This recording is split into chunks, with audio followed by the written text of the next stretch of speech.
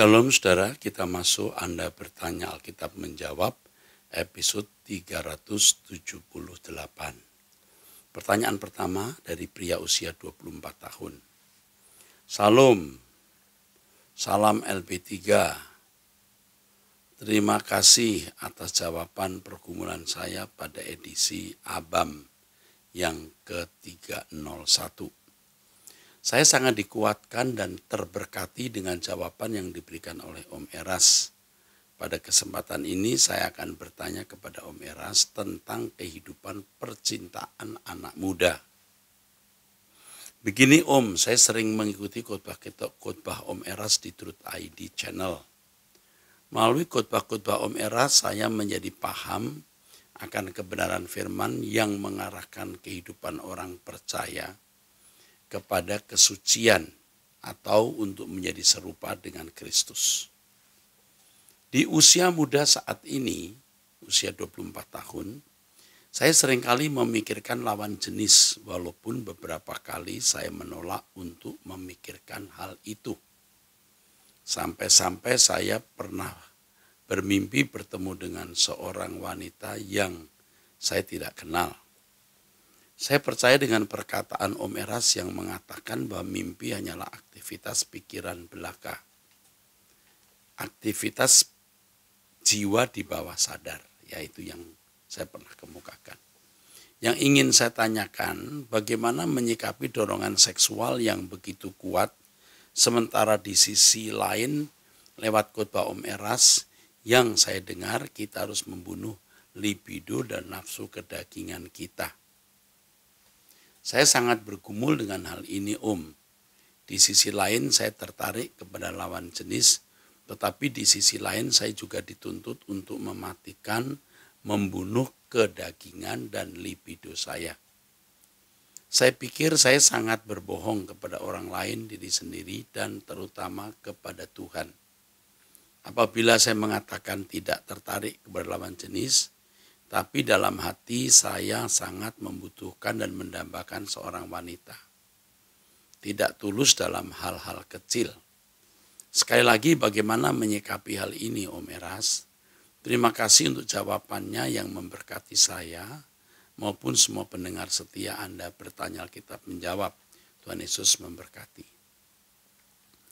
Terus terang saya salut dan bersyukur kepada Tuhan. Saya salut kepadamu dan bersyukur masih ada anak-anak muda seperti kamu yang berusaha untuk hidup suci serupa dengan Tuhan Yesus menyenangkan hati Bapa. Berusaha dari hal-hal kecil tidak bersalah kepada Tuhan. Saya harus mengatakan kamu orang istimewa dan nanti kamu akan menjadi sangat lebih istimewa kalau tetap setia. Saya harus memberitahukan kepadamu bahwa kamu tidak boleh membunuh libido. Libido itu anugerah.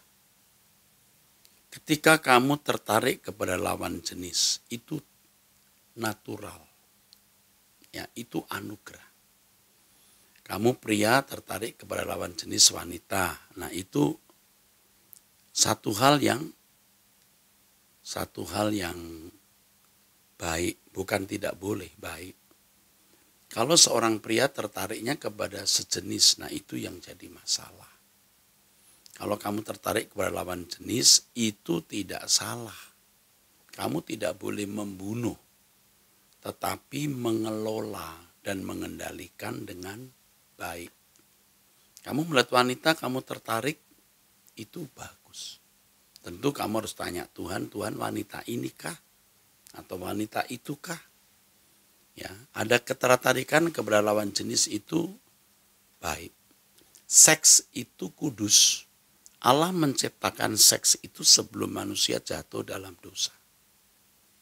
Allah memberi mandat prokreasi agar manusia berkembang biak. Artinya melakukan hubungan seks. Itu sebelum manusia jatuh dalam dosa. Sudah ada mandat itu atau perintah itu.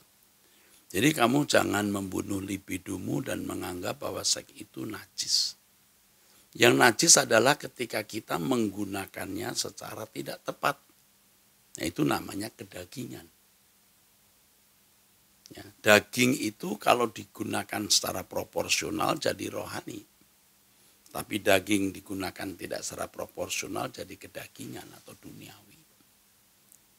Minta pimpinan Tuhan agar kamu bisa mengelola libidomu dengan bijak. Ya. Selama kamu tetap mendengar Truth ID, berdoa bersama, Roh Kudus akan pimpin kamu. Bagaimana mengelola gairah seks atau libidomu. Ya. Tuhan akan pimpin kamu. Tuhan akan menunjukkan apa yang patut, apa yang tidak patut, apa yang menyenangkan Tuhan, apa yang tidak. Ini akan kamu alami karena Allah itu hidup, Roh Kudus itu hadir. Selamat berjuang. Ya, oke. Namun saya boleh tambahkan, jangan nonton film-film yang tidak patut. Film-film porno tidak boleh dilihat, sama sekali harus dipandang najis. Bertemu dengan orang-orang yang tidak membuat kamu memikirkan perkara-perkara surgawi, teman-teman kamu yang ucapannya jorok-jorok, yang membawa kamu ke lingkungan yang buruk, kamu harus tegas berkata tidak. Itu usaha kamu untuk menunjukkan cintamu kepada Tuhan. Ya, oke. Itu jawaban saya. Ikutlah kelompok HUM dari gereja yang saya gembalakan. Ya, tanpa harus pindah gereja, di situ kamu menemukan komunitas anak-anak muda yang mencintai Tuhan. Yang dipimpin oleh anak saya, Stephen. Oke. Dari seseorang, ya, ini pertanyaan kedua. Salam Pak Erasto Sabdono. Apakah orang yang tidak tahu surga itu seperti apa realitasnya? Mungkin merindukan surga secara benar. Dan satu lagi Pak, jika seseorang di luar Kristen suka mabuk, berzina, cinta dunia, tapi kadang dia berbagi untuk sesamanya. Itu mungkinkah manusia seperti itu masuk ke dunia akan datang Pak? Oke. Yang pertama yang saya pahami, dan pengalaman pribadi, mungkin ini subjektif ya. Ketika saya memahami realitas surga dengan lebih lengkap, seperti yang saya khotbahkan di pertemuan mengenai surga berseri-seri, kerinduan akan surga begitu kuat. Dan itu juga mendorong saya untuk hidup suci, mendorong saya juga untuk melayani Tuhan lebih sungguh-sungguh. Mendorong saya untuk tidak lagi tertarik dengan dunia ini. Jadi harus mengerti realitas surga itu. Kalau surga itu hanya dibayangkan tempat orang tidur, bangun, nyanyi, atau tidak pernah tidur hanya menyembah-menyembah, itu konyol. Surga tidak demikian. Ya.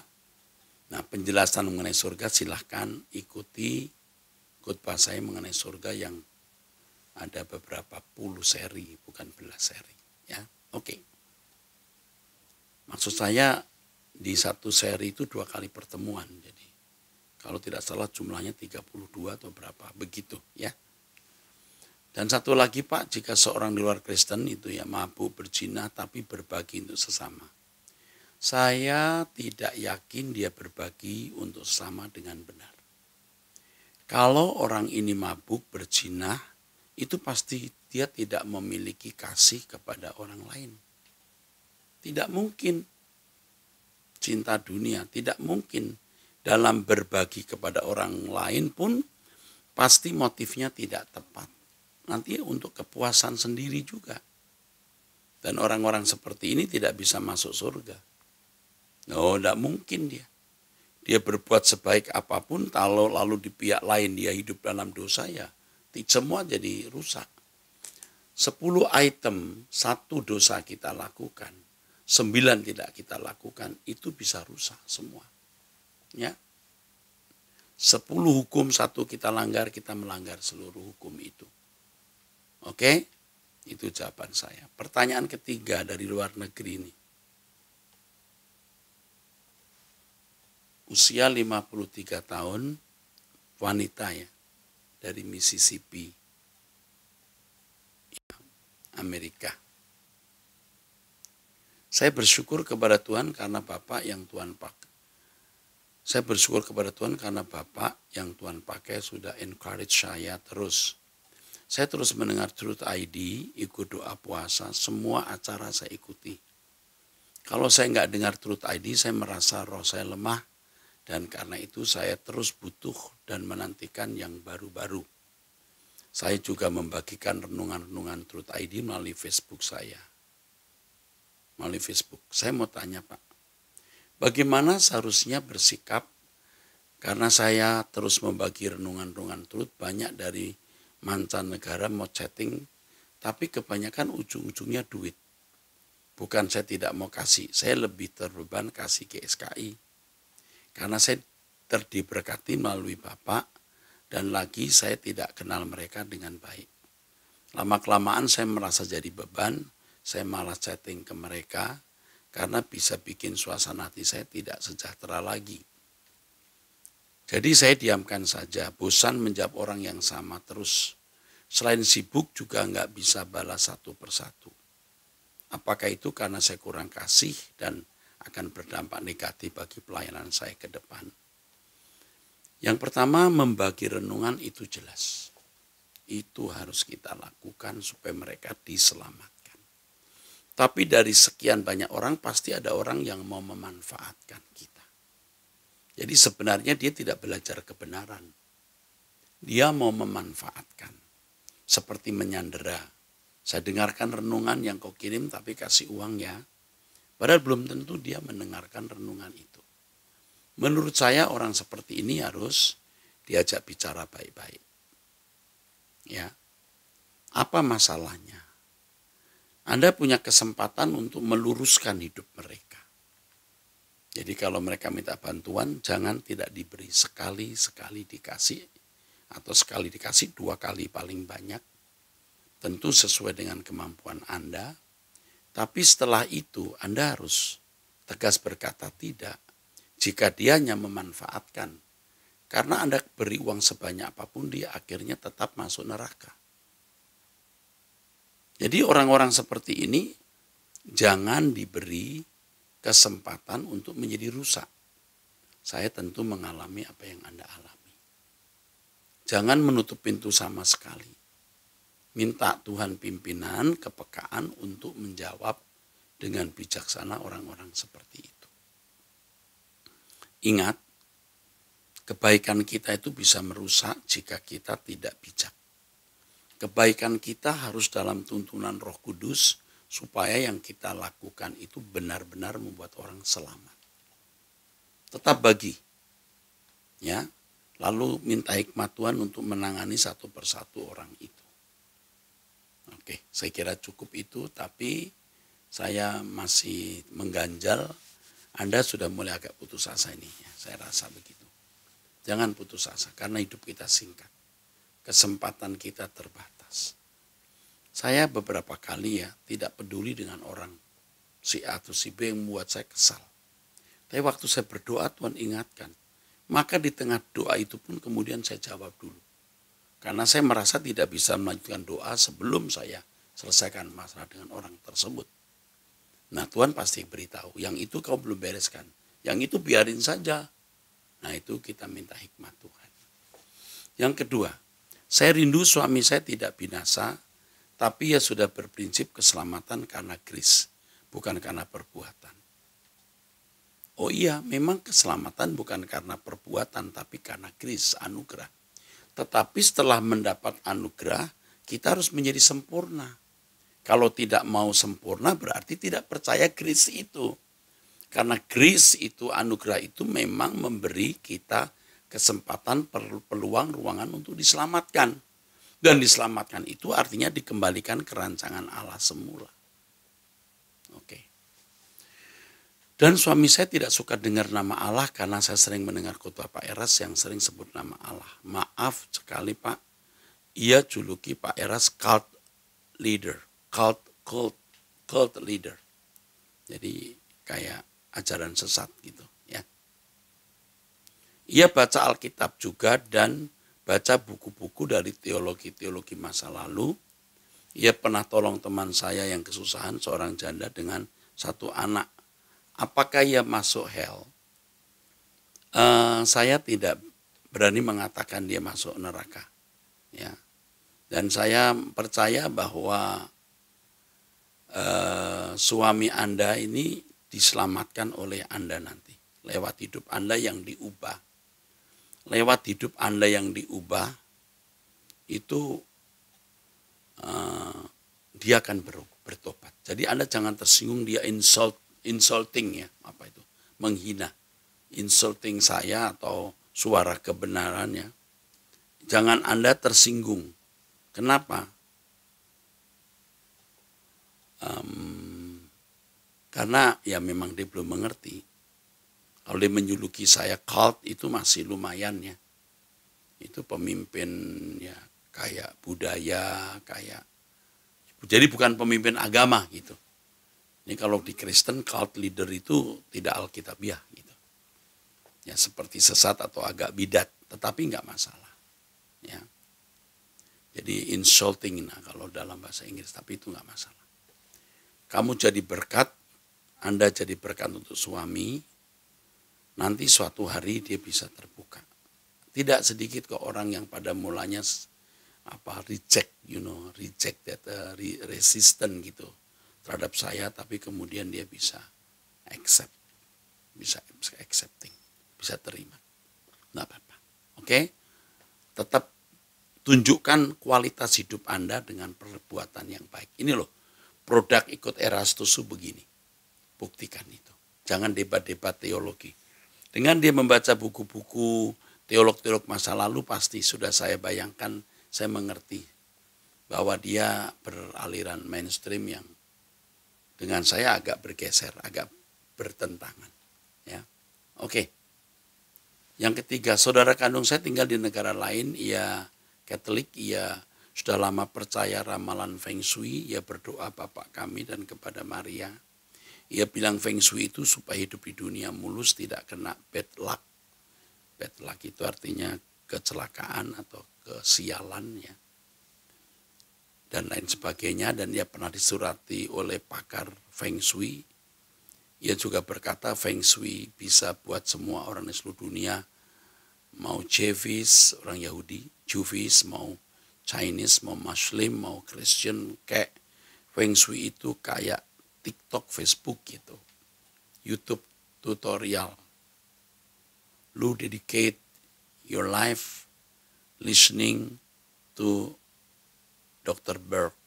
It's just a life lesson, just like Feng Shui.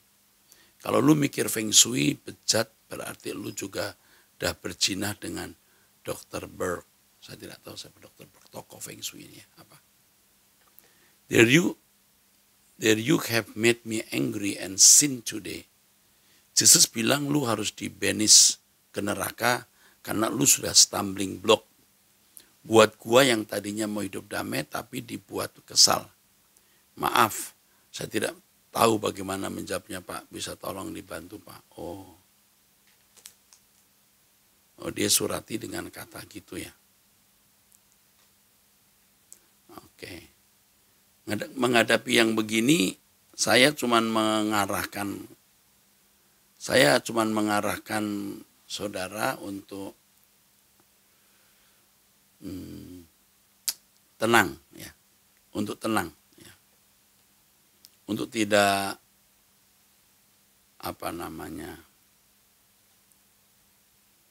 tidak menjadi marah ya, tidak menjadi marah karena saudara akan gagal menjadi berkat kalau marah. Jadi jangan marah, tenang saja ya, tenang saja. Apa yang dia katakan itu tidak mengganggu Anda. Ya, tidak perlu terganggu.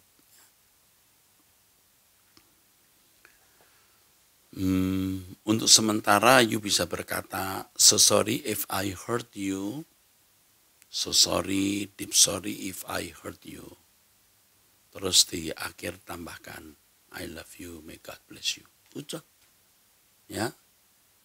If I hurt you, so sorry, deep sorry. May God bless you.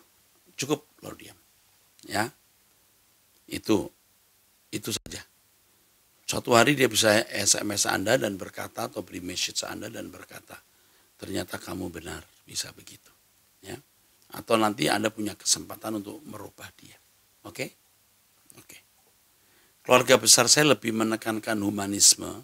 Ya. Biasanya kalau pengaruh barat begitu.